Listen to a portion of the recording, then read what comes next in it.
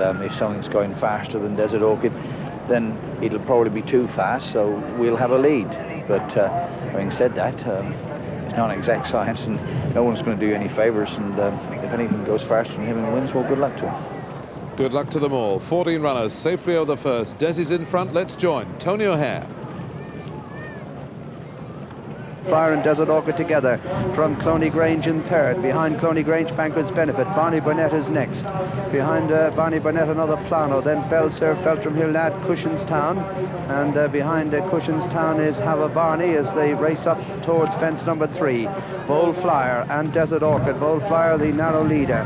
Going on now about a length up. Desert Orchid in second, Cloney Grange is third.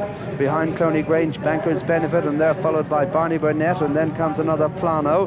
Cushinstown and Belser with Feltram Hill Lad as they turn at the top of the hill and run down towards the fourth. Bold Flyer, Desert Orchid jumps up alongside. In third place comes Banker's Benefit. Behind Banker's Benefit is Cloney Grange. They're followed along the inside by Barney Burnett. Another Plano is next, then Cushinstown. Alongside Cushinstown comes Belser as they come towards the fifth, and Desert Orchid jumps it in front of Bold Flyer. In third place, Cloney Grange. A mistake there by Banker's Benefit. Cushinstown has also lost a little ground as they come to the second ditch, and Desert Orchid and Bold Flyer are together, and they're about 6 lengths clear of Cloney Grange. Banker's Benefit in 4, Barney Burnett in 5, then another Plano. Behind another Plano on the inside is Caddy, and they're followed by Hava Barney and then Belser, the Committee, and Us and Joe. Cushinstown, then Feltram Hill Lad, and Risker's River brings up the rear. Running down now towards the next fence, which is number 7 in the Irish National, and Bold Flyer and Desert Orchid. Desert Orchid again, the better jump there, leads by half a length. Bold Flyer in second. A 4-length gap then to Cloney Grange, with Banker's Benefit running 4.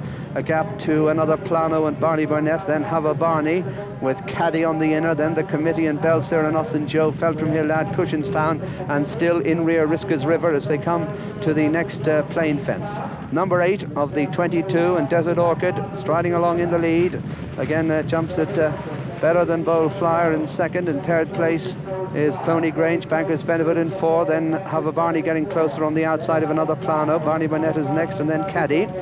Coming now to the fence before the straight, the 9th in this 3.5-mile feature, with Desert Orchid in the lead from Bold Flyer, a gap of 3 to 4 lengths to third place Cloney Grange, and as they faller at that one, as they come down, it looks as if it's Feltram Hill Lad that's gone, as they swing into the straight now, turning towards the first of the 2 jumps in the straight, and it's Bold Flyer, and alongside Bold Flyer, Desert Orchid. They're followed in third by Cloney Grange, and behind Cloney Grange in fourth place is Banker's Benefit as they come down now to the fence before the stands, and it's a Bold Flyer on the near side of Desert Orchid. They're followed by Banker's Benefit.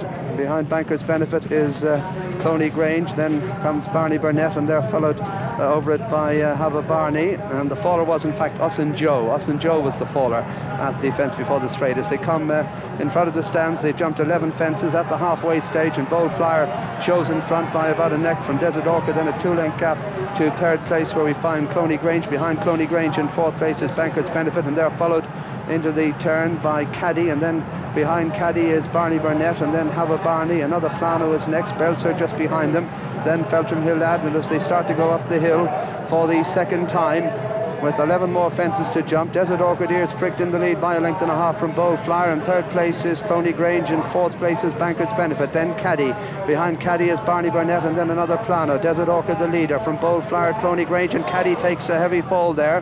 Caddy is gone, going towards the next ditch, which is fence number 13, and Desert Orchid out in front enjoying himself from Bold Flyer in second, then Cloney Grange, then Banker's Benefit and Barney Burnett and Hava Barney and Belser, and in behind is another Plano, then Feltram Hill Lad and the Committee, and they're followed by Cushinstown. Behind Cushinstown is Risker's River going towards the top of the hill, fence number 14, and the leader Desert Orchid, followed in second place by Bold Flyer, then Cloney Grange. Barney Burnett is next, and they're followed towards the outside by Hava Barney. Behind these another Plano, then Feltram Hill Lad, then the Committee, and after the Committee, Banker's Benefit has lost a few places, then Belser at the top of the course. 8 fences left to jump, and the leader Desert Orchid, followed by Bold Flyer. Cloney Grange and the committee has gone right up there on the outside. Then Have a Barney, Feltram Hillad just behind these, and behind Feltram Hillad on the inside comes Barney Burnett. Behind Barney Burnett is another Plano as they run downhill. 7 left to jump, and Desert Orchid the leader. Cloney Grange, Bold Flyer, the riderless horse galloping alongside them, missing out the fence,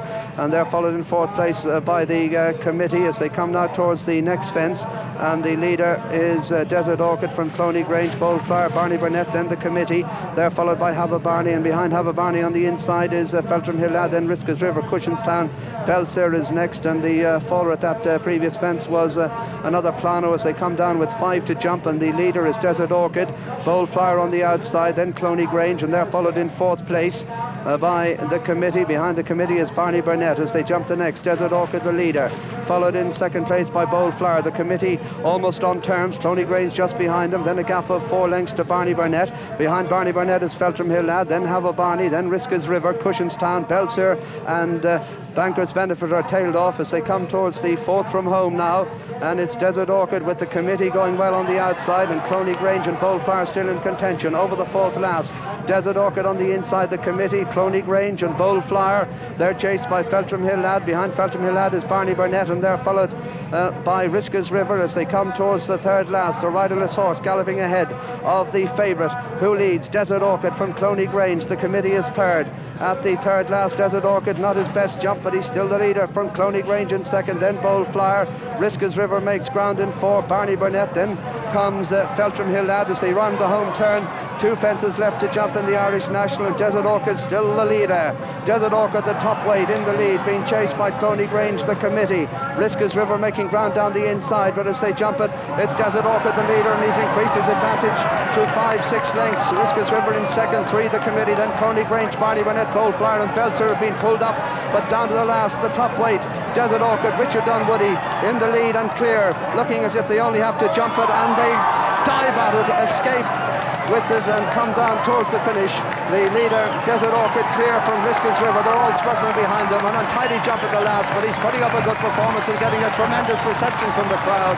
Desert Orchid pushed out hands and heels. Richard Dunwoody, the favourite, wins the Irish National. Desert Orchid clear, a good 10-12 lengths to the good of the line. Barney Burnett goes 2nd. Have a Barney is 3rd. I'd say Cloney Grange just 4th ahead of Risca's River in the committee, and then Feltram Hillad, and they're followed by Cushinstown, who's last. Belser was pulled up, and so was Bold Flyer, but a very anxious moment for Richard Dunwoody, for the owner, trainer, and all the people willing the horse to win the race. That last fence almost proved a disaster, but Desert Orchid survived and won by a good 10-12 lengths, with Barney Burnett taking 2nd place and Have a Barney probably just getting up to take 3rd. Well, that's the worst mistake I've ever seen Desert Orchid make in a steeplechase.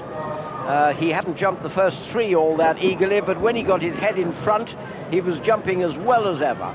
But John, that was a nasty moment, serious one. Well, the only time we've seen him fall was up at Liverpool after he'd run in the Gold Cup. He jumped today as though he never really looked happy to me when he was standing off and making a good jump, or what looks to be a good jump.